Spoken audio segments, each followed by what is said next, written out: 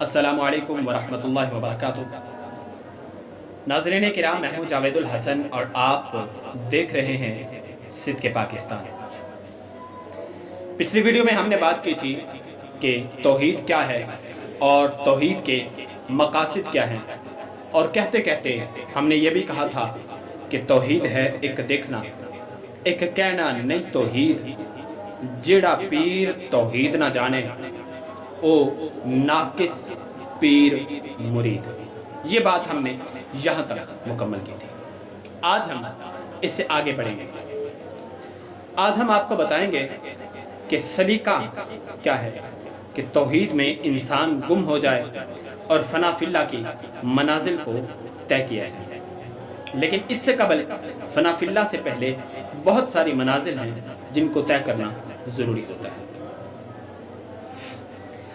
اس سے پہلے کہ ہم اس اہم ترین موضوع کی ڈسکشن کو آگے بڑھائیں، آپ تمام دوستوں سے التماس ہے کہ ہمارے چینل کو سبسکرائب کر لیجئے اور ہماری ویڈیوز کو لائک کر لیجئے، بیل آئیکن کو پریس کرتے ہوئے نوٹیفیکیشن کو آل پر پریس کر لیجئے گا تاکہ صداقت کی داستان آپ تمام لوگوں تک صحیح معنوں میں پہنچتی رہے۔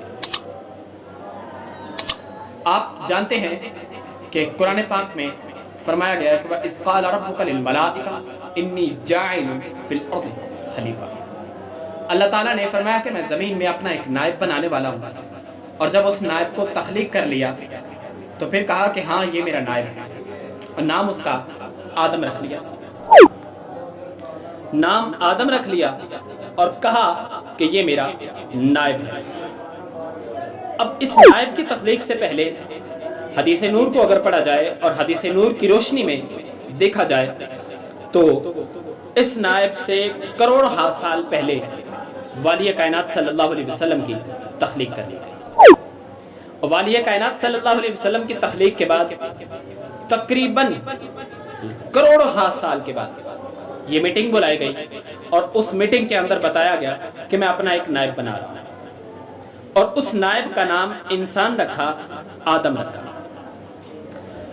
اب آپ دیکھیے کہ جب بندہ اس کائنات میں پیدا ہوتا ہے، اس کائنات میں اس کی تخلیق کی جاتی ہے، اور وہ اپنے ماں کے پیٹ سے دنیا میں جنم لیتا ہے، تو اس میں کئی اسرار چھپے ہوتے ہیں، اس میں کئی راز ہوتے ہیں۔ آپ جانتے ہیں کہ اس انسان اور اس نائب کے اسرارات کو اگر دیکھا جائے تو آپ غور فرمائیں، آپ سمجھیں اس بات کو کہ اس کے جتنے بھی اسرار ہیں، اس کے جتنے بھی نظریات ہیں، وہ سارے کے سارے الگ الگ چیزوں پر دال ہوتے ہیں، الگ الگ چیزوں پر دلالت کرتے ہیں۔ جب انسان کی بات آئی تو فرمایا کہ میں نے انسان کو تخلیق کر دیا، اور انسان کو تخلیق کرنے کے بعد پوری دنیا کے اسماء اور پوری دنیا کے نام اس انسان کو سکھائے گئے۔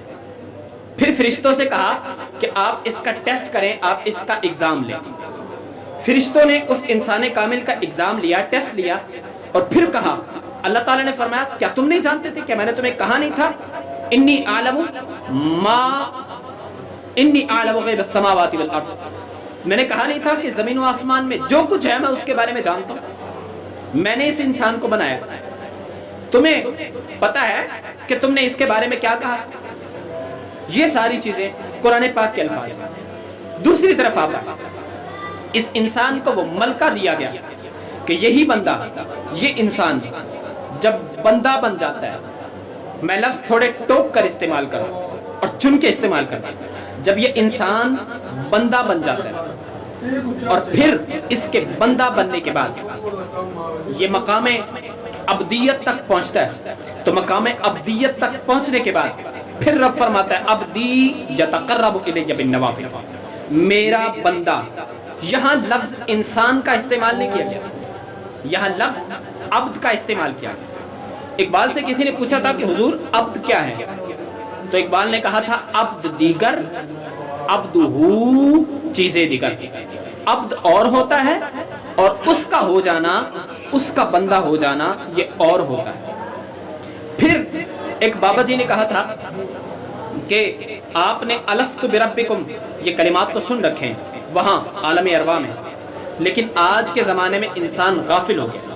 بلے شاہ کہتے ہیں کن فیکون کہ ہا جس ویلے، کن فیکون کہ ہا جس ویلے اسا اودو وی کولے ہاسے کالو بلا اسا کنی سنیا تے کوئی گونگے بولے نہ سے، لامکان مکان ہے ساڈا پھر آن بتاں وچ پھاسے، اس نفس پلیت پلیت چکیتا کوئی اصل پلیت تے نہ سے۔ یہ کچھ منازل ہیں جو انسان طے کرتا ہے تو پھر وہ اپنے رب کے قریب ہوتا ہے، لیکن ان منازل کو طے کرنے کے لیے کسی سالک کا ہونا ضروری ہے۔ اگر کوئی بندہ بغیر سالک کے ڈائریکٹلی رب تک پہنچنے کی کوشش کرتا ہے تو اسے گمراہ کر دیا جاتا ہے۔ آپ نے قرآن پاک کے الفاظ پڑھے ہوں گے یضل بہ کثیرا ویہدی بہ کثیرا، وہ رب ہے، وہ قرآن پڑھنے والوں کو گمراہ بھی کر دیتا ہے، وہ قرآن پڑھنے والوں کو ہدایت بھی دیتا ہے۔ یہ قرآن پاک کے الفاظ ہیں، اور بہی میں جو ہا ضمیر کا مرجع ہے وہ کتاب اللہ ہے، وہ قرآن پاک ہے۔ اور اگر کوئی شخص اس پر بھی اعتراض اٹھائے کہ قرآن پاک تو ایک لازوال کتاب ہے، تو آپ دھیان میں رکھیں کہ قرآن پاک ہے کیا۔ وہ ایک محدث فرماتے ہیں، وہ کہتے ہیں اما الکتاب فالقرآن المنزل علی الرسول المنقول المکتوب فی المصاحف المنقول عنہ نقلا متواترا بلا شبہۃ۔ قرآن پاک وہ کتاب ہے جو والی کائنات صلی اللہ علیہ وسلم پر اتاری گئی۔ اما الکتاب انزل علی رسولی، کتاب وہ ہے، کتاب اللہ وہ ہے جسے والی کائنات صلی اللہ علیہ وسلم پر اتارا گیا۔ المکتوب فی المصاحف، قرآن وہ ہے جو مصاحف کے اندر، جو کاغذ کے اوراق پر لکھا جاتا ہے۔ المنقول عنہ نقلا متواترا بلا شبہۃ، اور قرآن وہ ہے جو والی کائنات صلی اللہ علیہ وسلم سے نقل متواتر اور بلا شبہ آپ سے ہم تک نازل کیا گیا۔ امام جزری کہتے ہیں لِأَنَّهُ بِهِ الْإِلَٰهُ أَنزَلَ وَهَكَذَا مِنْهُ إِلَيْنَا وَصَلَ۔ یہ بہت لمبی بحث ہو جائے گی، لیکن آپ دھیان رکھیں کہ ابھی میں نے فنا فی اللہ کی منازل کی ابتدا نہیں کی، میں صرف آپ کو یہ بتا رہا ہوں کہ انسان کے بندہ ہونے کے لیے کن کن چیزوں کا ہونا ضروری ہے۔ اول، کسی سالک کا ہونا ضروری ہے۔ دوسرا، قرآن پاک کے ساتھ وابستگی ضروری ہے۔ تیسرا، والی کائنات صلی اللہ علیہ وسلم کے فرامین کے ساتھ وابستگی ضروری ہے۔ آپ یاد رکھیں کہ حضرت مولا کائنات نے فرمایا تھا کہ مجھے اللہ تعالیٰ نے ایک ایسا علم عطا فرمایا کہ اگر میں لوگوں کے سامنے اس کو بیان کروں تو لوگ تلواروں سے میری گردن اڑا دیں، لیکن وہ علم حق پر ہے۔ میں اس کے چند اشارے آپ کو کر دیتا ہوں۔ وہ کہتے ہیں کافر عشق کو کیا سے کیا کر دیا، بت پرستی نے حق آشنا کر دیا، کوئی دیکھے حقیقت تیرے کفر کی، میں نے جس بت کو پوجا خدا کر دیا، پارسائی دھری رہ گئی شیخ کی، چشم جانا اثر تو نے کیا کر دیا، بت پرستی میں کی میں نے یوں بندگی، بت کدے کو ہی قبلہ نما کر دیا۔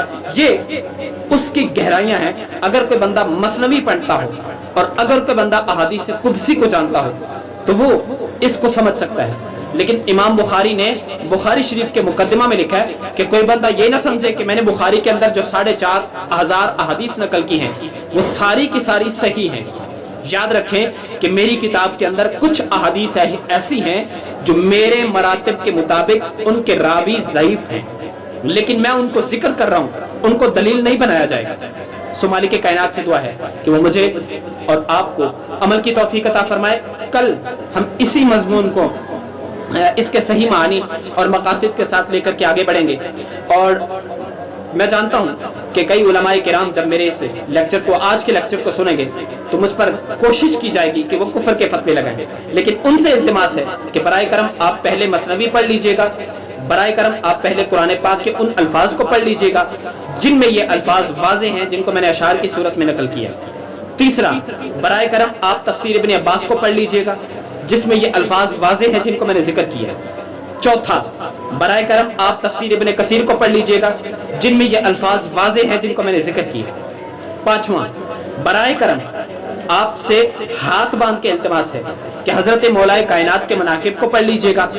چھٹا، برائے کرم الریاض النظر فی مناقب عشر، جس میں عشرہ مبشرہ کے مناقب ذکر کیے گئے ہیں، امام طبرانی کی، اس کتاب کو پڑھ لیجئے گا۔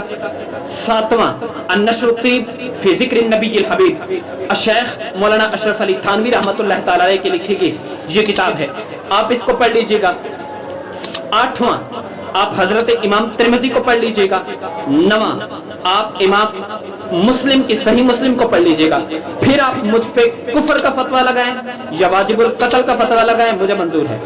مالک کائنات سے دعا ہے کہ وہ مجھے اور آپ کو عمل کی توفیق عطا فرمائے، مجھے سچ بولنے اور آپ کو سچ سننے کی طاقت عطا فرمائے۔